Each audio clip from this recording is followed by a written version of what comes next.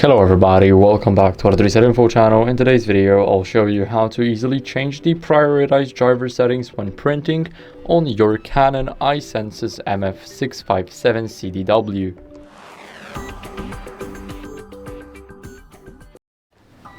So first, what you guys want to do is go over to the menu. So click the menu first. Now go over to function settings and select the printer. Go to printer settings. And here we will have prioritized driver settings when printing. Here we have the multi-purpose tray and the first drawer. So here we can enable it and we can select the priority target and action when size mismatch. Then we can apply those settings right here with the applied button. Also the same goes for the first drawer.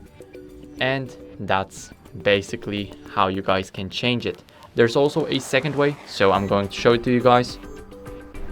So as you guys can see, we are at the main page, not the main page, but at the printer settings in the website.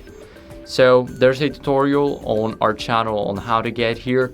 So let's just click on the edit button in the printer settings, in the function settings subsetting.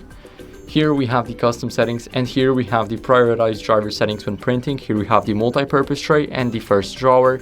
We can enable it and change the priority target and the action when paper size mismatch.